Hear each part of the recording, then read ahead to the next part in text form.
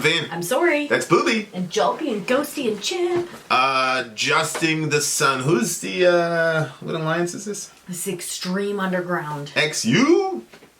So the genre is melodic death metal from Sweden. Good. Well, hopefully you can hear some of the melody. For timely topical political commentary, you can hit us up in Middle America with Vin and Sori. Mm-hmm. This is from the Extreme Underground Alliance. If you want to know what an alliance is, dear listener, $1 at the gate and Patreon gets you in, and then team captains will go. I was just talking to, pretty sure Kellendross is one of the team captains, and he was talking about the Discord community, and man, it's a really great place to be. Mm-hmm. So yeah, check it out. That was cool. Check it out. It's really awesome, and so there's that. But this is Adjusting the Sun from the band Hypocrisy. I'm actually pretty excited to hear this because I think I like melodic death metal. I'm not sure. Let's go. Ready? Yep. Go.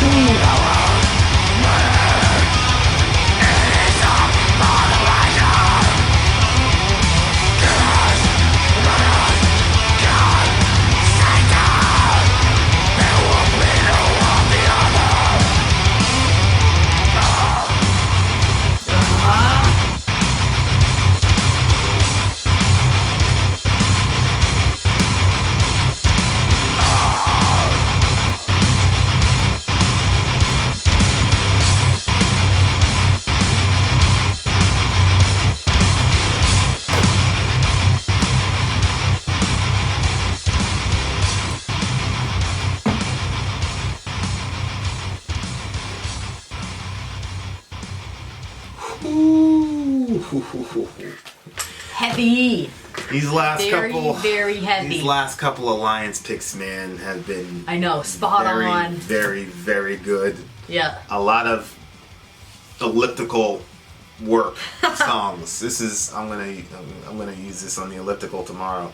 Hopefully, I can get my 2 miles in with just this one song. Probably have to put it on repeat. You have to play it twice. Wow, guys, that I first of all, I thought that because there's another band, I forgot the name of the band, but they're a Swedish melodic death metal band, and the choruses are always very like singing melodic. But the real melody came from the guitar work. You know, the guitar work had a lot of the sort of Iron Maiden-ish type, let's go running type. Man, but I just love heavy music, man. And this is the type of music I love too, because just playing heavy music like that is so fun. Like, man. I liked that it was heavy, and it was unique in the sense that it didn't have a lot of words. Like, it said a lot, but it didn't have a lot of words. Yeah. Silence, terrorists, religion, Antichrist. It's like every time they were, I was like, yes. Yeah, and it's a pretty interesting rhyme scheme, because you think you know the answer, there would be none without the other, and it's all for the pleasure. What's the rhyme? I didn't even notice it rhymed. Yeah, like, especially with pleasure, he accented all of these so that they rhymed almost. Did really. These guys are native Swedes, so I'm sure, I don't know, I don't think English is necessarily their first language, I'm not sure. But I'm always fascinated when people who don't speak English write very, very good lyrics in English, and then you've got people who are born and raised English speakers that write terrible lyrics. I know. Or when you hear, like, somebody that only speaks English mocking someone else's English that's speaking English as their second language, I'm like, are you serious? It's hilarious. Absolutely hilarious. Let me see. What language do Swedes speak? Swedish. Swedish is the official language. So it's not English. So yeah, that's the first thing. But man, sonically, man, this thing was just crazy, start to finish.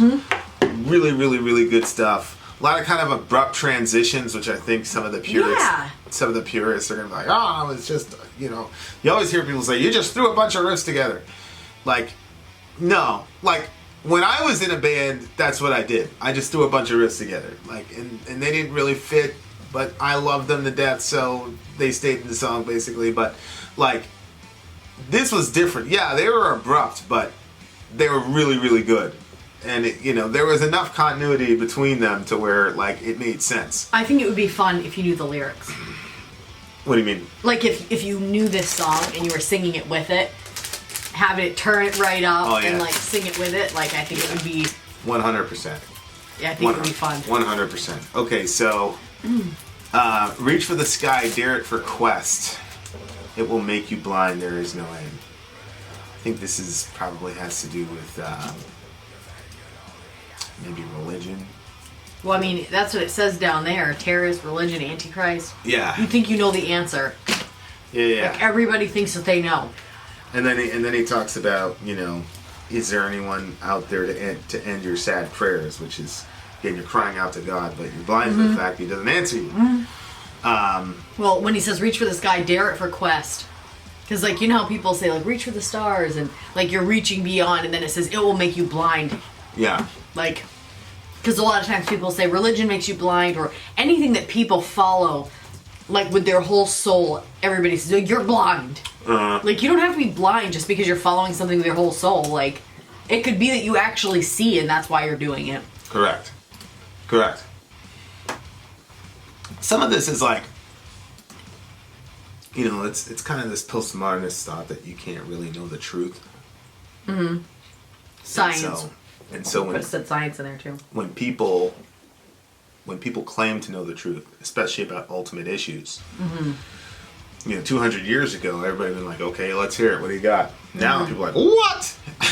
You actually believe what you say you believe? And people have this, like, it's a very, very strange Well, it's not strange once you understand the mindset, but the first couple times, like, I didn't understand what they were talking about. Like, I'd be like, well, don't you believe that you...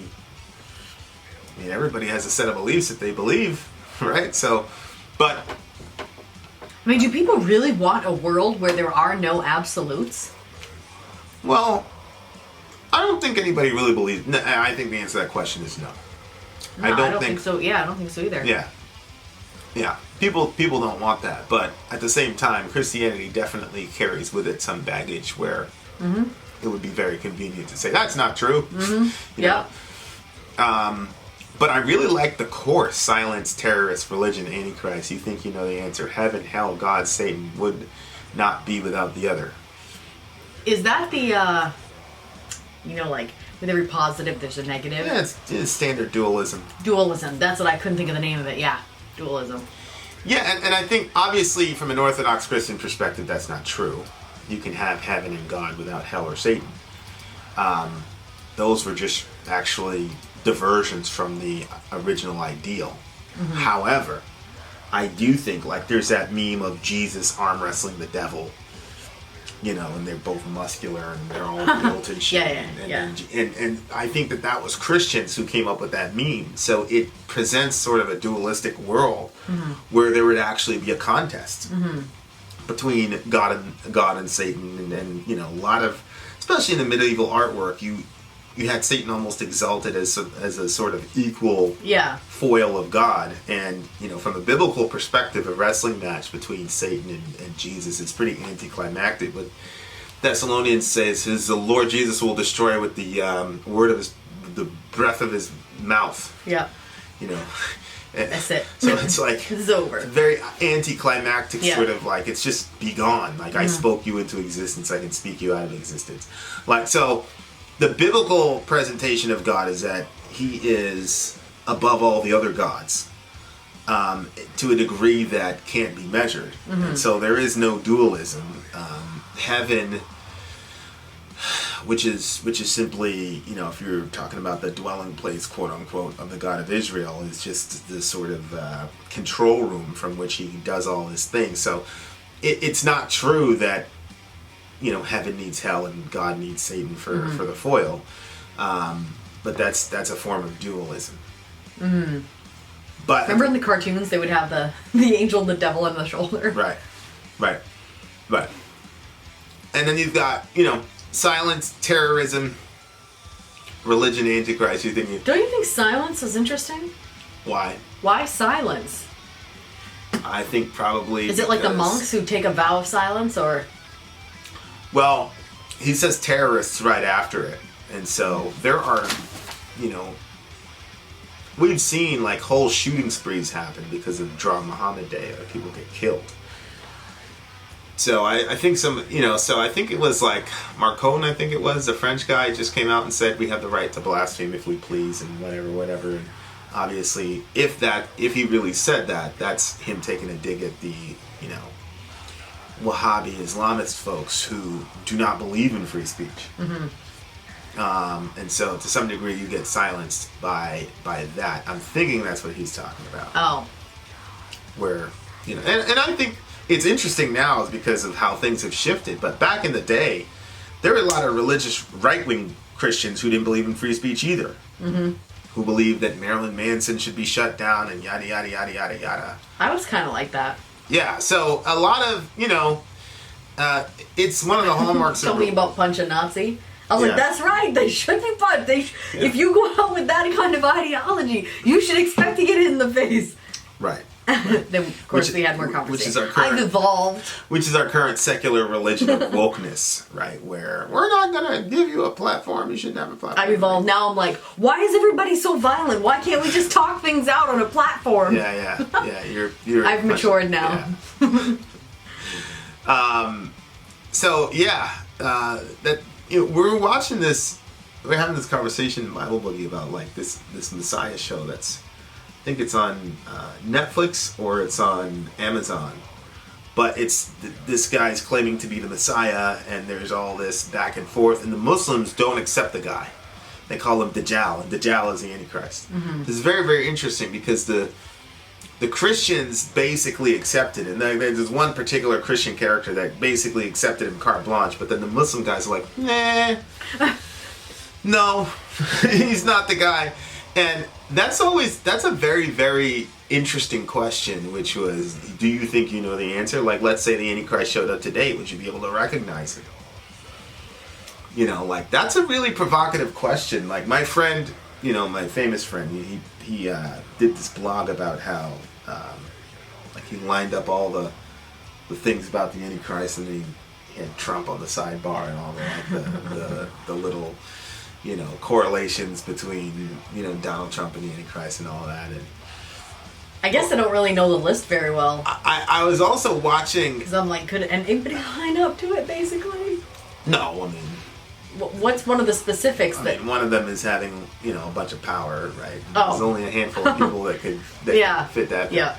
I was watching this very interesting interview between Steve Bannon and some other guy. I forgot. He doesn't mention his name, I don't think. But I had to I had to rent it for $4.99 on Amazon. But anyway, the guy was interviewing Steve Bannon for about an hour and a half. And it was a very interesting documentary the way they did it, because they kept watching these clips of movies, of Steve Bannon's favorite movies. And then they started talking about literature, and Paradise Lost was one of them, and the narrator said, you're kind of like the Satan character, you know, I'd rather serve, you know, rule in heaven than serve in hell. And the guy said, the Satan character is like you. And it was interesting because the guy clearly despised Steve Bannon. What did you say that is? I'd rather what? Well, I'd rather rule in hell than serve in heaven. Okay, I thought you said the opposite. So the guy, he quotes Lucifer in the film, I mean the book, and Bannon goes, yeah, I mean that's kind of my motto. And then the guy goes like, you're eerily very close to Lucifer. And he had a big chuckle, and he basically said, yeah, that guy really resonated with me, you know. Wow. Okay. So it's like, all these evangelicals are voting for Trump, you included. I guess you're going to vote for him in November. I did not say I was going to vote for him. Well, you did. You told Leah, and Leah threw a nice little party. I am very on board with a lot of the things he's doing, but I'm not on board with everything. I'm still emotional about the Medicare for All thing. Yeah, but then Leah was saying she was saying that he was doing something kind of in that direction. Look, he purposely avoids the 28 to 30 million uninsured people. And that's always been the issue with these for all programs.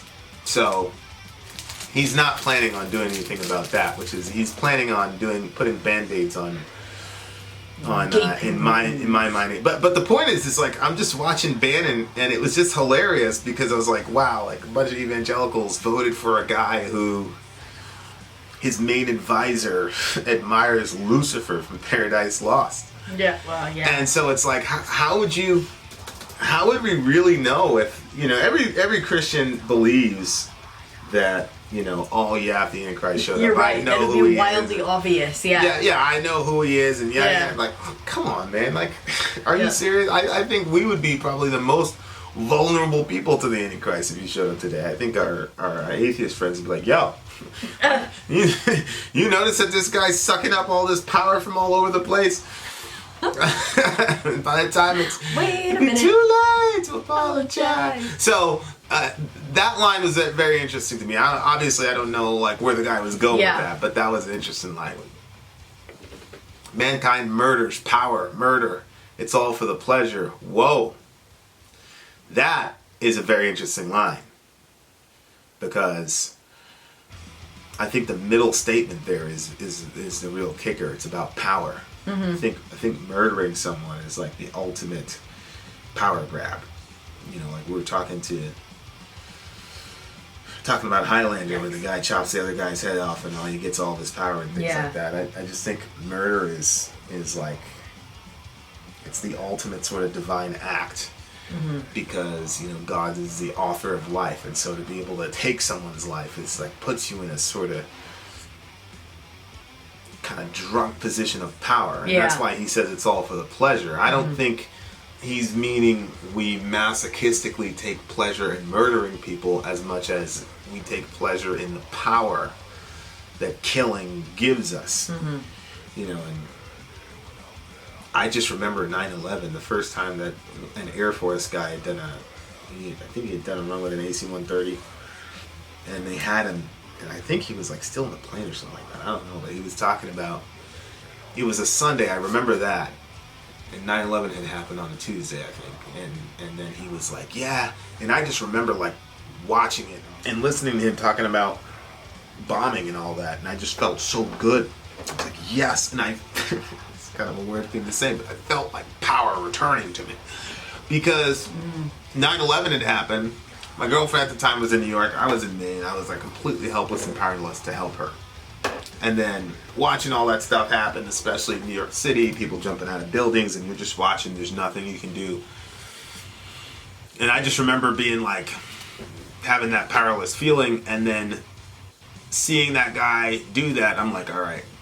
And Fox News knew it too. Yeah. You know, they played it up, and you know, so like the killing aspect, I think when he talks about it's all for the pleasure, I think that there is it was that power, you know, that I took pleasure in the power of the fact that, okay, you did this to us, but we did it to you. And of course, try telling my, you know, teenage mind that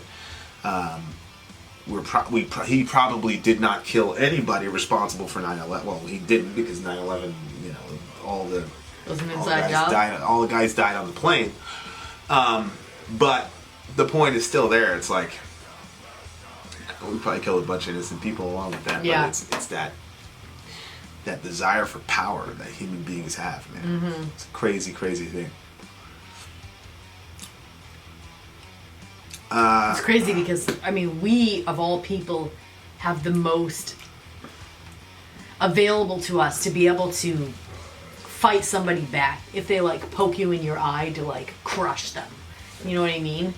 And so, like, I don't know... Like we as Americans? We as Americans, yeah. Where I don't know if, you know, if that makes us more likely to... Like, does that make us less feeling for other people and less able to recognize the damage of our reaction? Yeah. I mean... You know? Because we're in a place where, I mean, you grew up in the hood, and I know it was different there, but, like, just, you know, where we are now, like, we don't expect that a bomb is going to drop on our head. We don't expect that some, you know, horrible tragedy is going to take place. So it's like, what is that like? What is it like to see some of those things? What is it like to survive some of those things? I don't know. Yeah.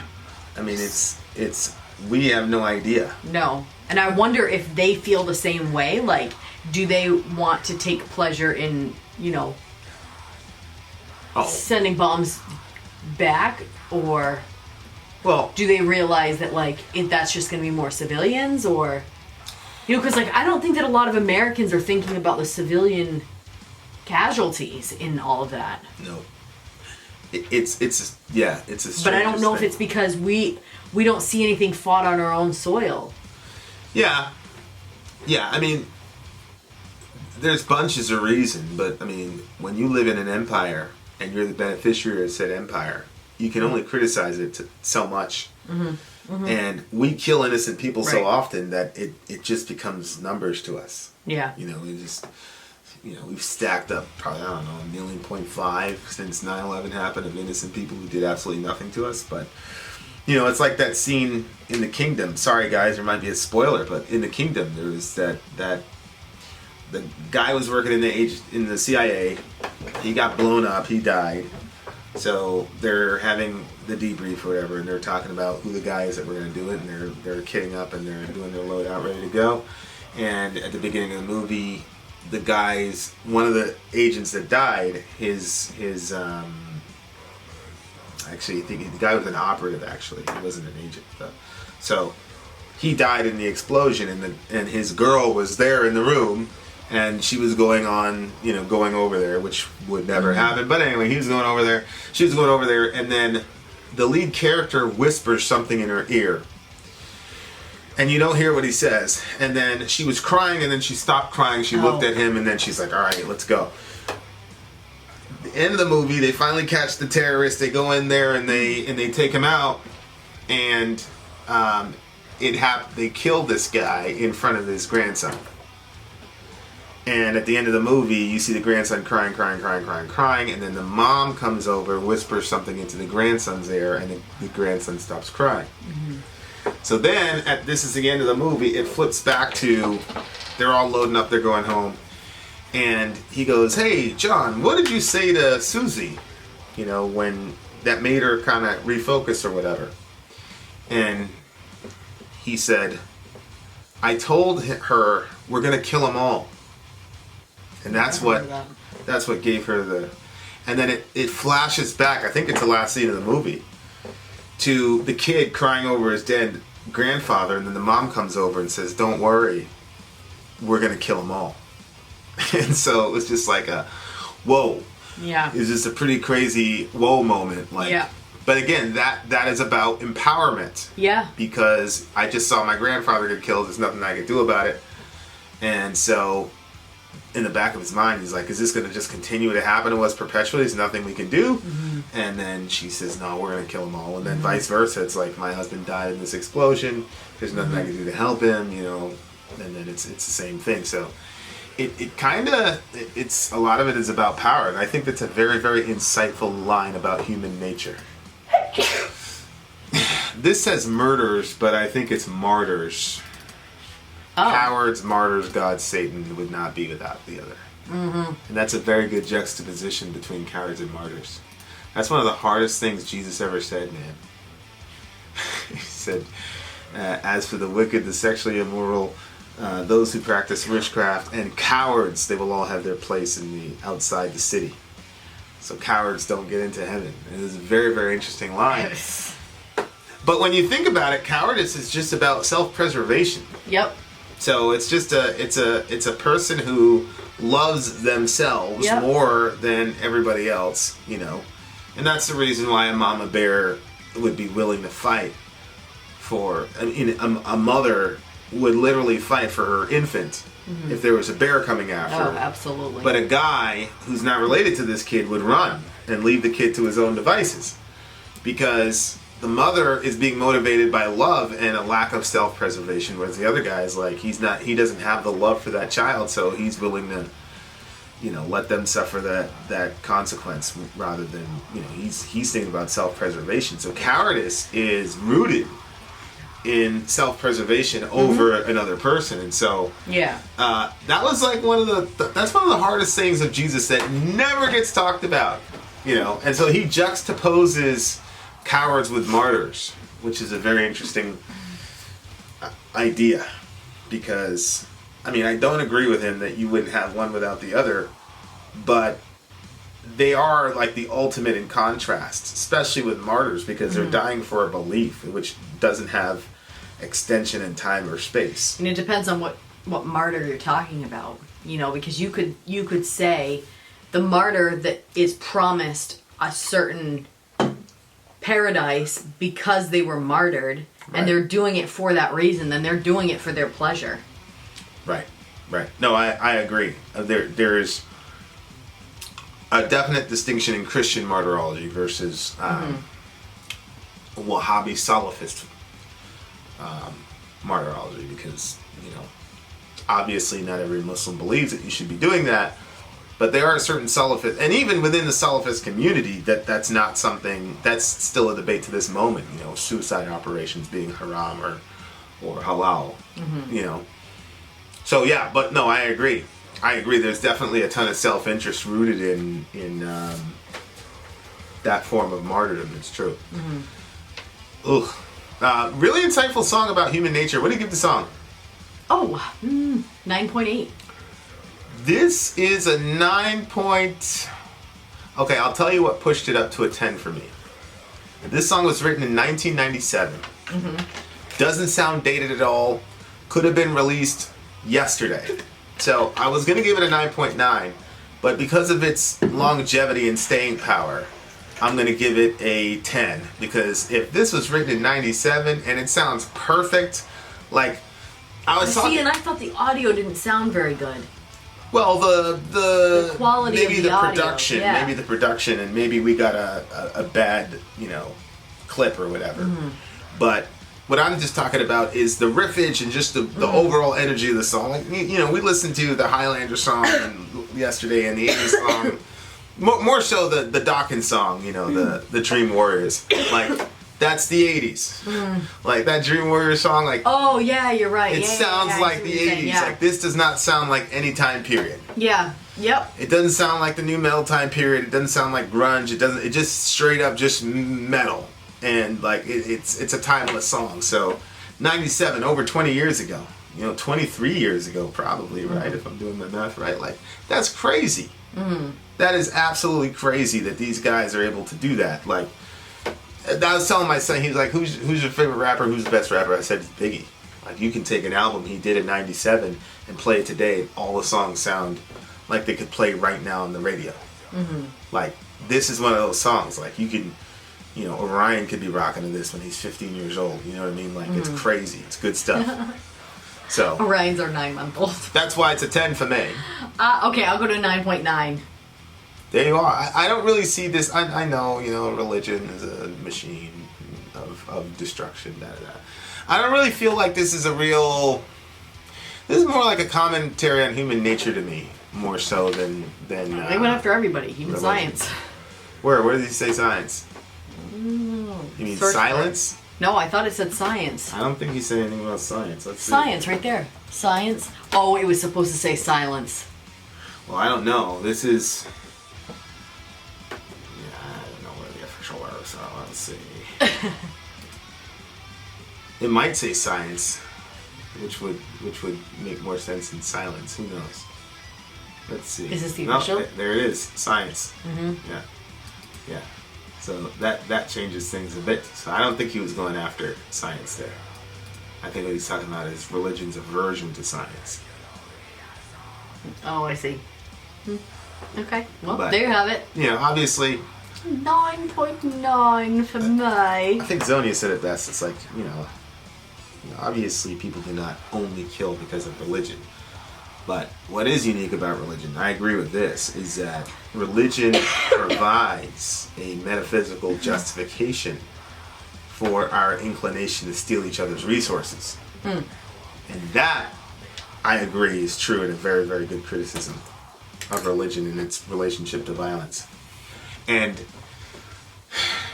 you can kind of see the truth in that, because it's impossible to read the New Testament and come out as anything other than a pacifist.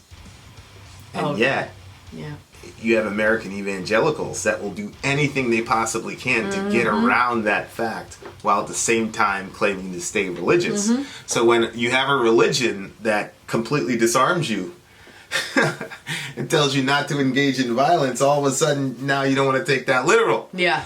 So that plays more to Zonia's point, that even if you have a religion that says you shouldn't kill people and you should let people kill you, and here's the example, I'm going to let these people kill me. And then you have the first followers doing the exact same thing. For you to find some way to justify your the gun stuff is proof of Zonia's point. Yeah. Right? Yeah. So there you are. All right, that was a bonus. All the right-wing evangelicals can be mad at me. You can't be mad at me, I'm your brother. Vin out. Sori out. Down.